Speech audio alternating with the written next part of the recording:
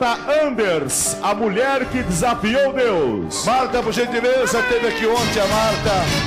Vai, Marta. Ela fez um desafio. A Marta começou a contar a história. A Marta que trabalhou na novela O Espigão. Bem Amado, você falou, Marta? Bem Amado, Espigão. Você fazia Bem Amado? Eu era a cantora da boate do hotel de Sucupira. Ah, é mesmo. A loura sensual da novela. Mesmo. Com muitos títulos de beleza. E a minha carreira artística estava com as portas abertas. Tudo bem, eu ia realizar o meu sonho de infância. Preste atenção na história da Marta, porque ela desafiou Deus. Veja o que aconteceu com ela. E vocês estão olhando para um milagre vivo. Porque era para eu estar morta desde a primeira semana de fevereiro de 1977. Eu te digo, Ratinho, eu conheci a fama, conheci a morte e depois desafiei Deus, se é que ele existia. E a coisa aconteceu assim, resumidamente, porque muitas coisas eu não posso revelar ainda. Eu estava no auge da minha carreira,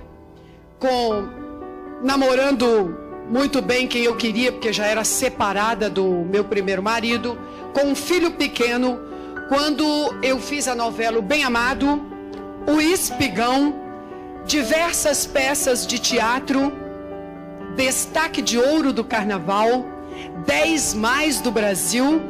E quando eu ia começar as gravações de Saramandaia, o Silvio Santos me convidou para estrelar o canal de televisão que ele ousadamente acabava de fundar no Brasil. Ele saiu da Globo e fundou um canal de televisão competindo com a Rede Globo de televisão. Vim para cá, estrelei pouco tempo aqui nos shows, porque um dia, quando eu ia levantando pela manhã, apareceu na minha face, do lado esquerdo, uma pequena bolha. Não coçava, não doía, não era vermelho.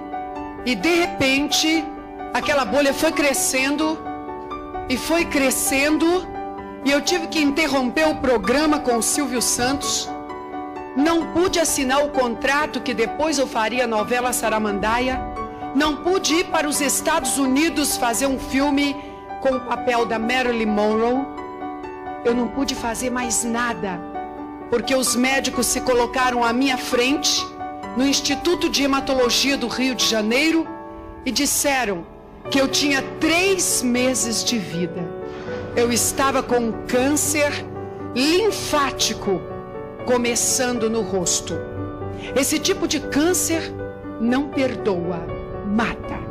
Nem mesmo Jacqueline Kennedy conseguiu sobreviver a esse câncer.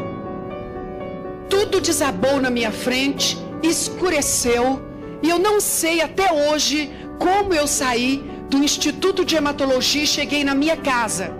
Porque naquele momento eu só queria uma coisa: abraçar o meu filho. O meu filho que já, de certa forma, não tinha pai e agora também ia ficar sem mãe. Quando eu cheguei em casa, que eu ajoelhei perto do meu filho e segurei nos bracinhos dele, eu só desejei uma coisa: que eu nunca tivesse existido. Pior do que a morte que eu ia ter, totalmente coberta de chagas, o pior de tudo era a ausência do meu único filho. Naquele instante, eu desejei que se apagasse toda a existência. Fiquei olhando para ele, imaginando ele levar uma flor para mim no dia de finados e no Natal. Ele ia sentir que a mãe dele não estaria ali nas festas da família. Eu levantei dali disposta a prorrogar a minha vida o máximo que eu pudesse, para poder ficar um pouquinho mais perto do meu filho. Só por isso. e perto da minha família, que eu amo muito, sempre fui muito amorosa. A carreira desabou. Puseram outras pessoas no meu lugar. Doente tem que ficar de lado, ninguém liga.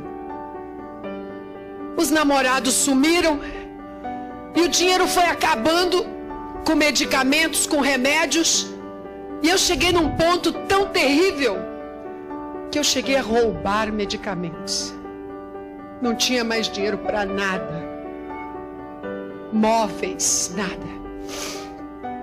Até que a bolha cresceu tanto na minha face do lado esquerdo que rompeu a carne, era o nódulo primário do câncer, e começou a escorrer pelo meu pescoço pus, linfa e pedaços da minha face. A minha boca veio parar aqui,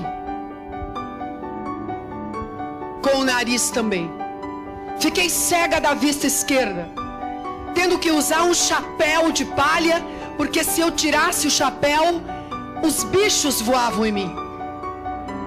Aquela mulher que tinha sido Missy, uma das mulheres mais lindas do mundo, apontada pela imprensa brasileira, tinha virado um trapo humano, inchada e com dores tão terríveis que muitas vezes, fechando a boca, eu me arrastava e colocava minha cabeça dentro do congelador para aliviar os tumores da face.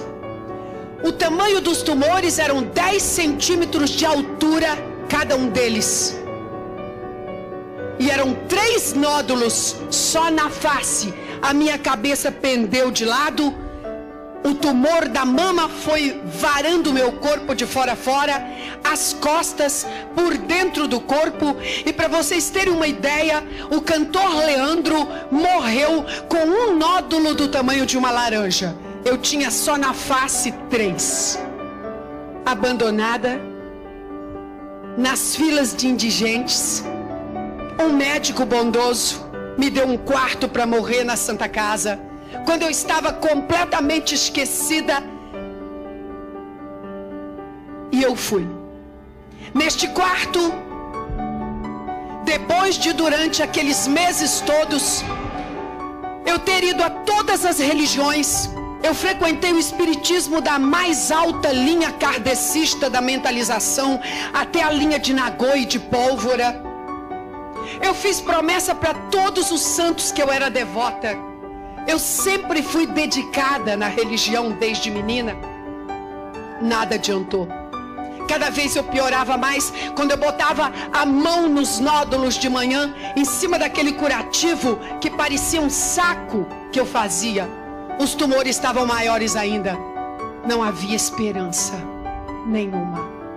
Eu tinha que morrer, e ainda, segundo as religiões que eu era estudiosa e professava, eu tinha que morrer conformada, suportando a dor, porque diziam que na outra encarnação eu viria mais feliz. E que o meu karma era muito pesado, o meu fardo era desesperador. E que eu me conformasse porque não tinha jeito.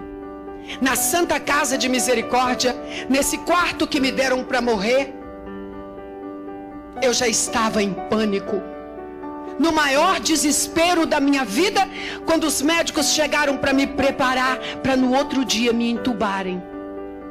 Chamaram a minha mãe, que sofreu muito com isso. Mandaram ir ao Espírito Santo pegar a família para as despedidas.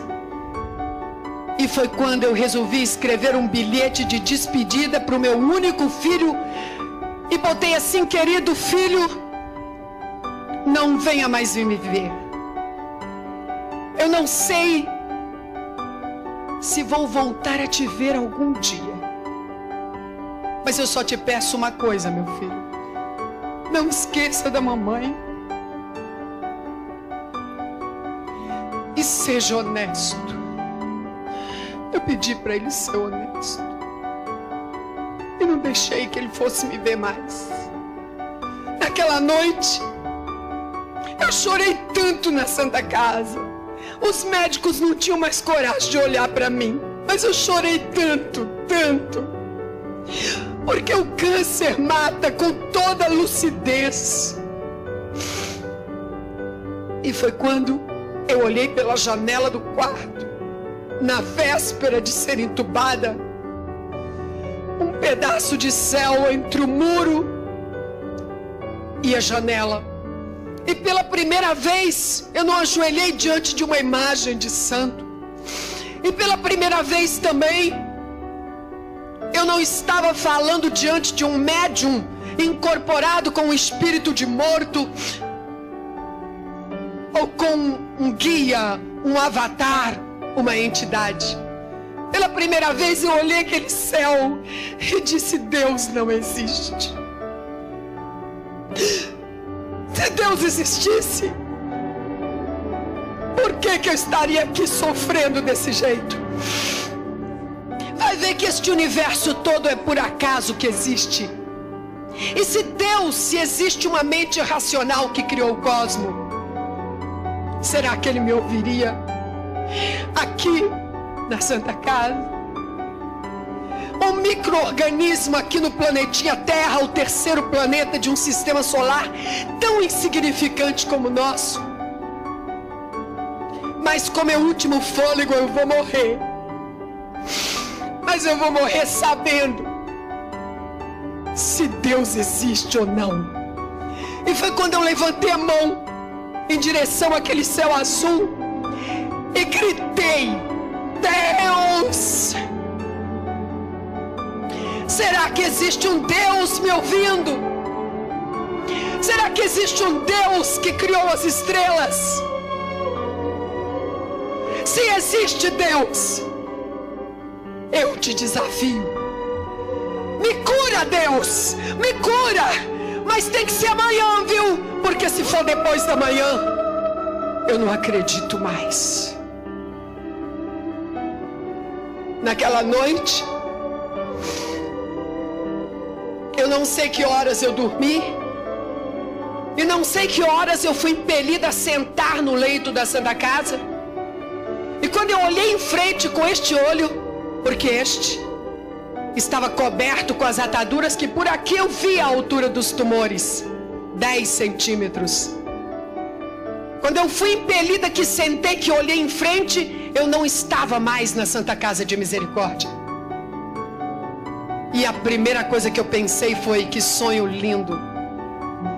Eu estava viajando pelo universo, pelo meio das estrelas do Deus que eu desafiei. Foi quando eu pensei: não é possível, isso é um sonho. Eu não tinha dor. A dor do câncer é a coisa mais terrível que existe. Dá vontade de gritar a ponto de explodir, pois eu não tinha dor alguma. Sentia um bem-estar muito grande.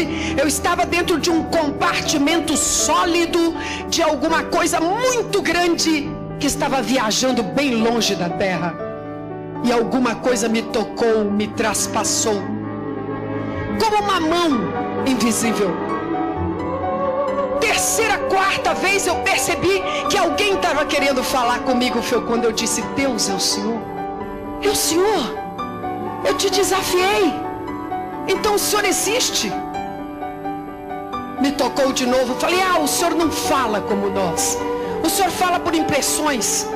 Então vamos fazer o seguinte, Deus. Eu falo e o Senhor me toca. Me diga uma coisa, Deus. Por que o Senhor quer me matar? O que eu te fiz? Por que o Senhor fez eu tão linda e destrói? Nada respondeu. Me tocou de novo. Aquele choque, aquela energia sobrenatural que eu jamais tinha experimentado em toda a minha vida. E foi quando eu disse: vamos fazer um trato, Deus. O Senhor me desculpe se eu te ofendi em alguma coisa. Agora, por favor, Deus, se o Senhor me curar e me devolver lá na terra, eu te prometo que eu vou te defender aonde quer que me chamarem e aonde quer que eu vá. Vou dedicar minha vida a te defender. Na mesma hora houve um estrondo, um estalo, eu apareci sentada no leito da Santa Casa, com as pernas ainda balançando, e a enfermeira de plantão veio, abriu a porta, porque o estrondo foi audível em toda a enfermaria 11. E ela disse: Marta Anders, que estrondo foi esse? Eu disse: não sei. Encolhi de novo em cima da cama e disse: Deus, Deus, me faça dormir novamente. Deixa eu entrar nesse sonho e não acordar nunca mais. Eu não quero viver mais nem um dia de tanto sofrimento. E dormi, aquele sonho sem sonhos, aquele sonho da inexistência. Só que a triste realidade aconteceu logo depois. Eu ouvi o barulho da maçaneta da porta do quarto. Eram os médicos de rotina para me entubarem. E eu pensei: que coisa triste. Foi tudo um sonho. Que desespero, vou ter que enfrentar a morte. Sentei, estiquei o braço para que eles colocassem a agulha e eles não me tocaram. Esperei mais um pouquinho para eles amarrarem a borracha, não me tocaram. Quando eu abri este olho, os 4 jovens médicos acadêmicos tinham entrado dentro do quarto, e como eles entraram, ficaram paralisados olhando para mim. Aí eu é que fiquei com medo e vim com a mão na face. O que será que aconteceu? Quando eu vim com a mão, como todas as manhãs, a mão traspassou os 10 centímetros. Tocou no nível da face. Eu tirei a mão, a atadura caiu no meu colo, o nariz e a boca no lugar, e a atadura limpa pela primeira vez em quase 2 anos. Eu olhei a janela aberta da Santa Casa. Os primeiros raios de sol, havia uma espécie de gelatina sobre a minha vista. Eu fiz força, abri e enxerguei o sol na mesma hora, e todas as chagas haviam desaparecido. Ficou só fundo, a marca lá no fundo, aquele saco aonde aqueles monstros que agora já são considerados alienígenas, haviam sido tirados dali de dentro. E foi quando eu gritei: Deus existe.